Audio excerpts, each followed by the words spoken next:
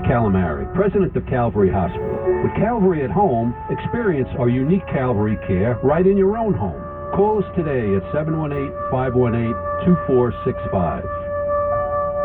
New York City's first and only life plan community, River's Edge, will soon be built on a 32-acre campus along the Hudson River just minutes away from Grand Central and Riverdale. River's Edge, a community for adults ages 62 and up, provides peace of mind knowing that if your health changes, your needs can be met seamlessly right where you live. You have a life plan with easy access to uninterrupted on-site care at no additional cost, no matter how your needs change. River's Edge, your plan for calm. Call 844-55-RIVER. That's 844-55-RIVER or visit riversedge.org. Markets, headlines, and breaking news 24 hours a day at Bloomberg.com, the Bloomberg Business app, and at Bloomberg Quick Take. This is a Bloomberg Business Flash. The equity market rallied today, so did the bond market as well, and the major stock benchmarks finished at session highs. A lot of betting here, aggressive betting at that, on a further deceleration in retail inflation. We'll get that CPI print tomorrow morning. The guys on the sales and trading desk over at JP Morgan saying today, any evidence of the Fed succeeding in its campaign to crush inflation could spark a rush to unwind bearish positions. That may spark a big rally on Thursday. We'll have to wait and see. Today, the S&P was up about 1.3%. The Dow had 0.8%. NASDAQ comp rising about 1.8%. Short while ago, we learned that Disney has named board member Mark Parker as its new chairman. He will succeed Susan Arnold. Parker is a 7-year member of the Disney board. He is also executive chairman of Nike.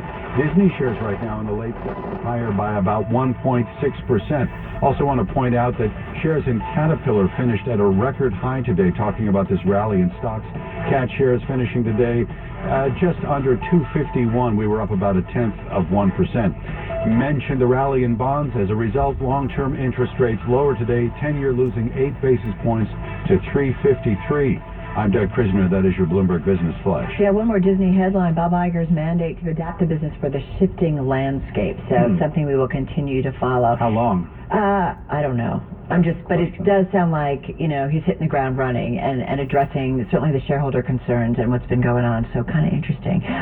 Disney in Florida, it's also in California. Well, California, as we know, facing more drenching rain as a historic drought has given way to flooding that's killed at least 17 people, closed highways, and sent residents fleeing for their lives.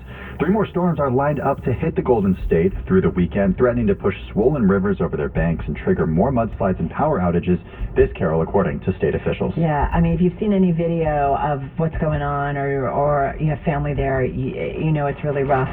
Climate change continues to impact our world. We know that reporting that the last 8 years, hottest on record. So let's get to it. Our Bloomberg Sustainability team follows all this so closely. Eric Roston is the editor of the team. He joins us in our Bloomberg Interactive Broker studio.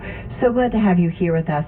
First of all, let's look back at 2022 and let's look at the trend line. That's what's important here. What's the good, the bad, and the ugly when it comes to climate change?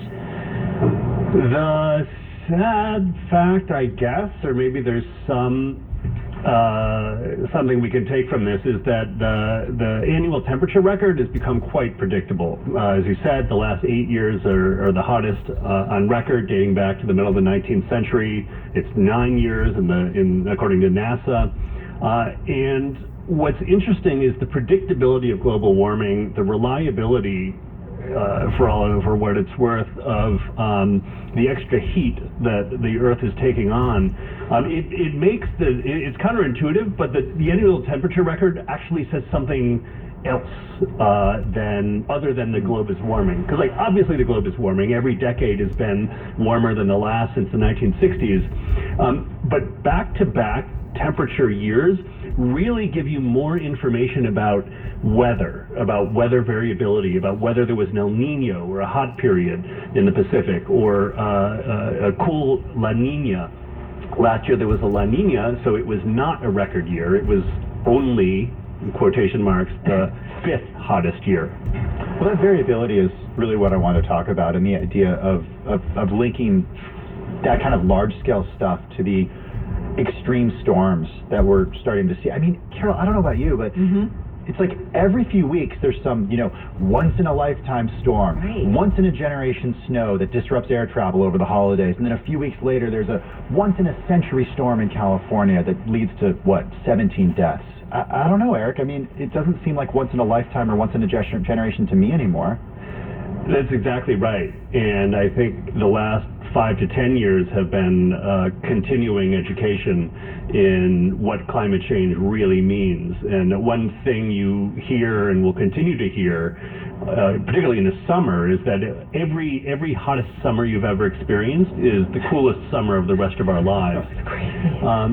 I was thinking about that. I was trying to tell my daughter, she's 19, and I said, growing up, we had about a week in the summer. I grew up just outside New York City, a week where my parents are like, all right, let's put the air conditioning on. We literally go from winter to air conditioning, and it's on all season. And I've talked about this before. My brother lives in Seattle. He's lived there for years. He just installed air conditioning there. These houses were never built with air conditioning in mind because you didn't need it until now. London, right? Well, that's an extremely interesting anecdotal example of something we have seen last year. The Pacific Northwest saw one of the most insane heat waves that has ever been recorded. And air conditioning, as much as we're used to it in temperate regions, is a critical life-saving tool that we're going to rely on increasingly as the temperature gets higher. Is our infrastructure, let's go through, this is a really interesting story. You say, we know 2022 was hot, here are 5 climate change unknowns, and one is, you ask the question, how resilient are societies? Is our infrastructure ready to deal with climate change? And sorry, I gave it away. No, and no. If I can quote Tim when he said no. I spoke the other day with a well-known climate scientist named Andrew Dessler, who's at Texas A&M, and I said, I asked him to just be glib, it's like the temperature record, we know what it's going to be, but what else should we be thinking about if we know that we can predict this? And and he gave me 5 things, and one of them, he talked about the lack of resilience and about how small departures from the temperatures that we're used to are starting to wreak havoc. And all of our infrastructure was built for the narrow band of weather that we got used to over the last century. Texas temperatures, temperatures dropped 10 degrees or so Fahrenheit below what they're occasionally used to in Texas. It caused $195 billion in damage and killed almost 250 people. It's incredible. I mean, it's awful. It doesn't just happen in the summer. It happens in the winter as well. We saw this play out just a couple of weeks ago when so many people were concerned and even indeed lost power in, again, a once-in-a-generation storm. Is there political will, given that these are such huge projects that need to be undertaken in order to fix grids, whether it's Texas, whether it's the Northeast? Because it's happening so much, is there the political will to actually get these projects done? If I can go back to your famous quotation, no. I think it's it's almost tautological. If there were political will, we would be seeing improvements. We've never seen a policy put in place at the scale that has long been recommended by scientists and other observers, by business, by investors. The good thing is, the miraculous thing is that we haven't needed it in a lot of ways. Between solar and wind and electric cars and batteries, the rate of invention and technological penetration and change is so much faster than anybody ever would have dreamed 10 years ago. It's really encouraging. Because we have to? Because the government's saying you got to. Or what? We definitely, it's not coming from the government. There hasn't, all of the solar, all of the wind, all the car stuff, very little of it, at least in the United States, happened because Washington wanted it to happen. Washington, if anything else, has been, a drag in some specific instances. But the fact is that the market works and the market wants this to happen, and so it's happening. I do think about is it too late? Like, I think about the melting ice sheets and stuff. Like, there's some things, I don't know, Eric, with the folks that you talk to, the people who really get this, and your team who really get this, is there no way to go back? There is. One of the most emboldening scientific discoveries of the last several years was really came to prominence in 2021 in a big UN climate report. And they really, for the first time, said with great confidence that if pollution stops, warming will stop shortly thereafter. For many years, it was confusing. They didn't know. They thought maybe there was more warming built in the pipeline, so that even if emissions ended tomorrow, it would still warm for some time. Like it's a big help. I think of that during the pandemic. Like Tim and I were talking about it earlier. Like all of a sudden, the blue skies were coming back and animals were coming out. It was really very telling. Yeah. Right? We another story that I think is very powerful and is probably not seen by as many people as it should is the ozone hole, which was the environmental plague of the 1980s, is getting better. It's healing, and it's going to continue to heal, and that's great. But the powerful message there is that was done by policy. That was done in 1987 by countries getting together, recognizing the problem, and finding industrial alternatives to the chemicals that were causing it. So while climate change is bad, and while people unfortunately are harmed and die every year because of climate events, but like the ozone story is just a very powerful lesson in the fact that we can pass policies that fix these problems. And back to your question, is all it takes is political will. And even that on the margins is changing. Well, it's nice to end with a little bit of hope, especially as we see what's going on in California. Eric, thank you so much. We've been dying to do this story and really appreciate it. Bloomberg Sustainability editor Eric Roston joining us here in our studio. You can check out more. Just go to the Bloomberg terminal or check it out at Bloomberg.com. And also check out, Eric, you're on Twitter, right? Yeah. Oh, yeah. I follow him on Twitter. At Twitter, EROSTON. Thank you. Lovely. Thank you.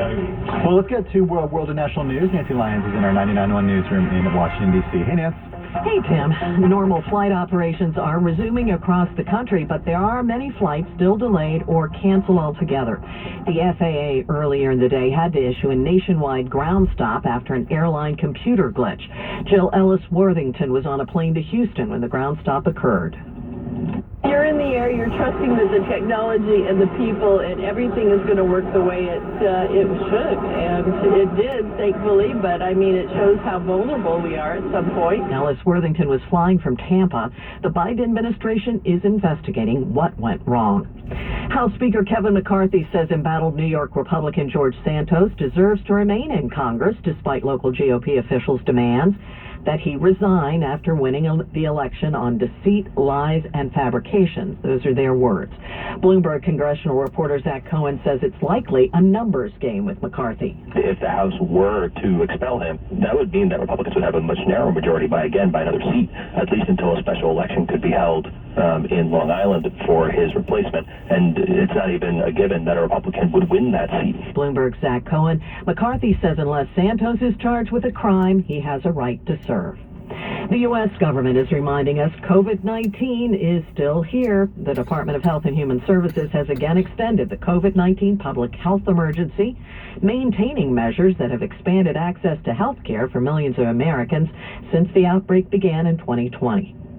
Obamacare is seeing more enrollees this year. The U.S. health officials say nearly 16 million Americans have signed up for health care plans under the Affordable Care Act. That's a 13% jump from last year. Global news 24 hours a day, on air and on Bloomberg Quick Take. Powered by more than 2,700 journalists and analysts in more than 120 countries. I'm Nancy Lyons. This is Tom Keene. And I'm Jonathan Ferro. Join us tomorrow morning for Bloomberg Surveillance.